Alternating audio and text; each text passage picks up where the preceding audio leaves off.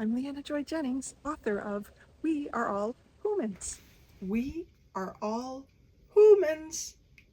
Once upon a time, in the history of life in a land not far from here, lived a parliament of many owls in a tree called Full of Fear.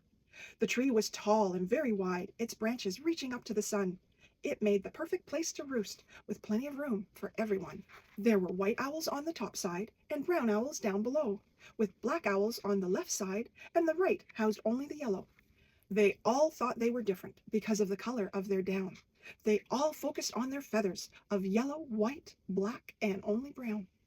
They thought this made them different, each one better than the rest, and they never helped each other in their Full of Fears tree nest. The white ones were proud and haughty, and they loved to fly up high.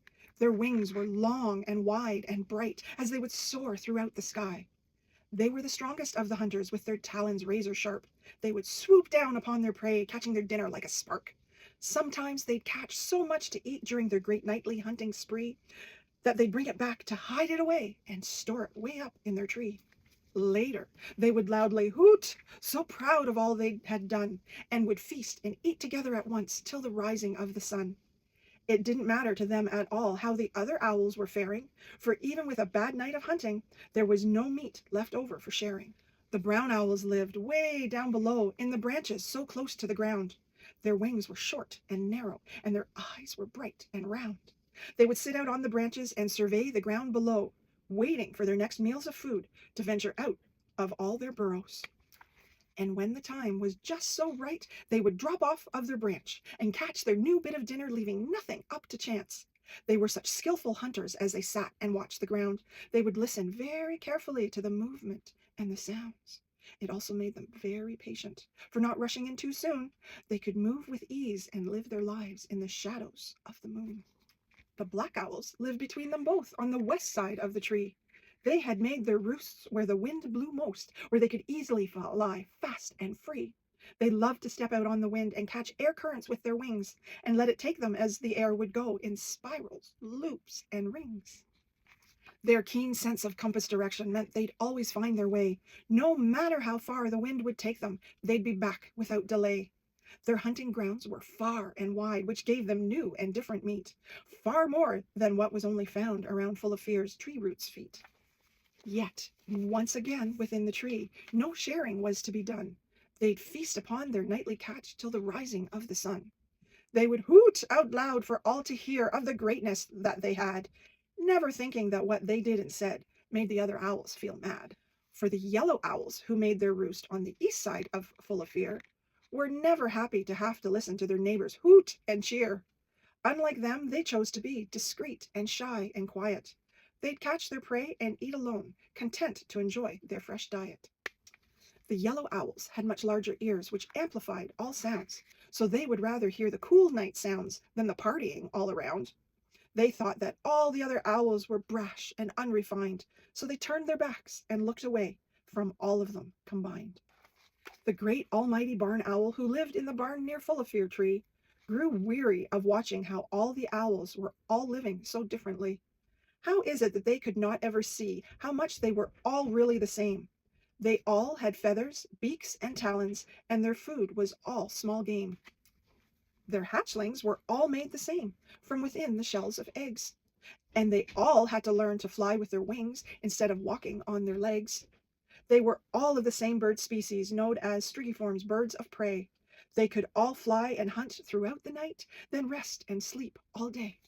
Then, one night, before the owls could know, a huge storm blew in and across their tree. The winds were fierce and blew the rain, uprooting all their stability.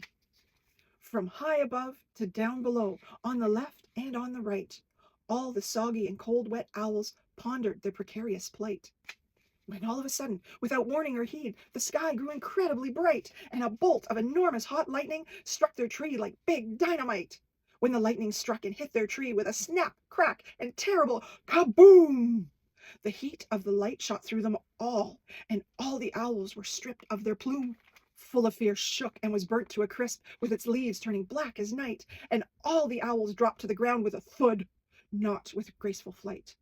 It shot through the white owls huddled up top, then through the black, yellow, and earthy brown, and before any of them knew what had just happened, they were all sitting down on the ground.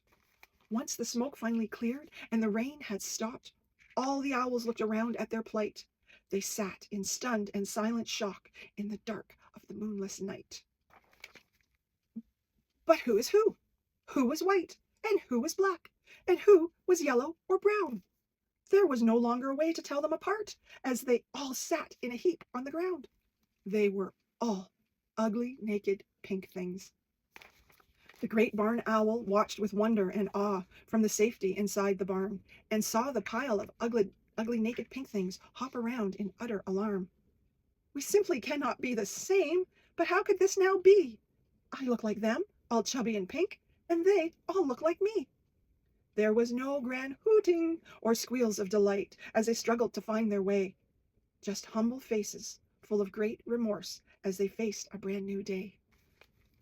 For so long it has been our feathers that have clearly defined who is who, but underneath all of the fluff and down, what we see now is so very true. We are truly built as one and the same, with skin that is chubby and pink, plus talons and beaks that are ever so sharp, and big eyes that can see and wink. They were tired and hungry, with nowhere to sleep, for there was no other tree in sight. And as the sun came up to begin the day, the owls all squinted in the bright, sunny light. The great barn owl knew they wouldn't do well if they all didn't find shelter soon, for the bright, hot sun would be far too much for the ugly, naked owl platoon. Plus, the foxes and wolves who lived nearby would be out not long after that, and whichever one got to all of them first would walk away feeling full and fat. So the great barn owl left the shade of the barn and flew to where they were all huddled, then told of a place where they all would be safe and keep them from all being muddled. It hovered above them with its wings spread out wide to keep them shaded and out of the sun, and told them to head towards the barn on the right and to stay close together as one. You must stay together and walk as a group for your safety to be at its best. Then, once inside, I will find you a place for you all to be safe and to rest. All the owls agreed, all right at once, and started to walk right along as a group.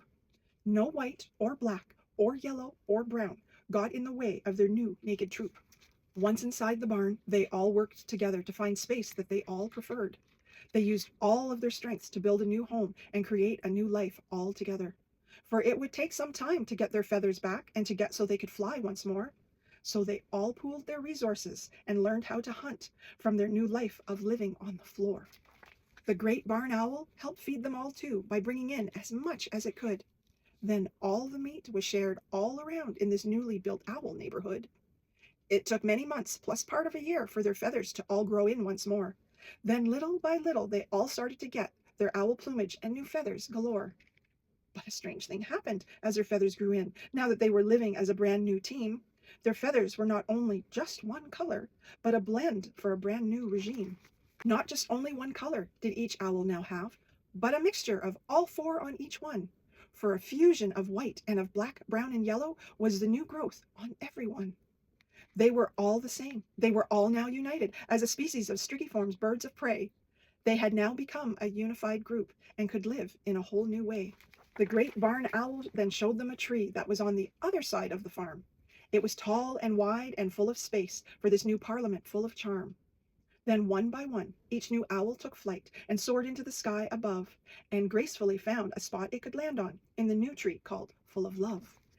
They all celebrated being equal. They all enjoyed being one in the same, no matter the color of their feathers or the skills that had given them fame.